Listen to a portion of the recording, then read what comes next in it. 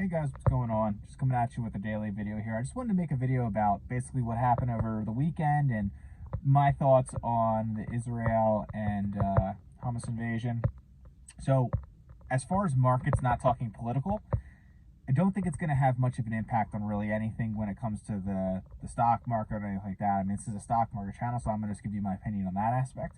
So yeah, I don't think it's going to really have any impact on the stock market. It's just a territorial, regional war. They've been going at it with each other for decades and decades and decades at this point. And unfortunately, it probably will always be around and never end. It'll just cool off, come back, cool off, come back. So that's my thoughts on that.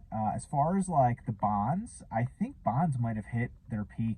I really do think there's a possibility they hit peak and they're just going to slowly hold, and slowly dwindle as people start to realize that, you know, the Fed's done.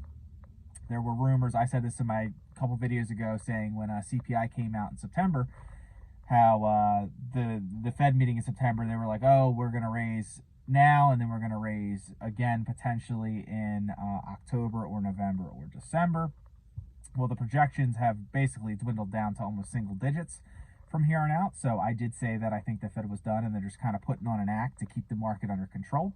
Because the second they say they're done, or they're done pausing, so I expect the next meeting they have, they're probably going to say, hey, they're just going to kick the can down the road and say, hey, during the December meeting, we're going to really decide where we think the rate is. It could go, we could raise it or we could hold it. But in reality, I mean, everyone knows, I mean, the people that are really looking far out or that kind of digest, you know, that kind of study this stuff, I think they know it's done. So I've been positioning my portfolio like that for since September. So, well, really, actually, all summer. But I mean, I'm playing my aggressiveness in the market, assuming that they are done hiking. So if you're one of those people where you're like, no, they're not done, or no, I think they're going to go a lot higher, or you think that, you know, something really, you know, something bad is going to happen to where they're going to need like stagflation comes and inflation's out of control, and you think they're going to have to like Paul Volcker, it's like, yeah, maybe don't position in right now. But that's not my point of view. I'm just consistently dollar cost averaging in,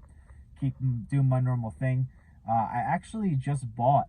It's more I do long term investing, but when I see opportunities, I kind of do trades very rarely, like less than 2% of my portfolio allocation. So it's more or less just like kind of more fun and more short term stuff, just to keep it kind of exciting for me. So I just did a 3x leverage trade. So it's a TMF as a ticker. So it basically is betting that bonds are going to go down and they hit their peak. If you look at the TMF chart, it's at like $4.50 or $4.75 a share, and peak when rates were at zero, basically when the Fed was stimulating in 2020. Not saying we're going to get there again anytime soon, but I think in the future we probably will. It was $40 some a share. So I just think the risk reward to this play is really good. It's kind of like a short term trade, but I'm willing to hold it long term if I'm wrong.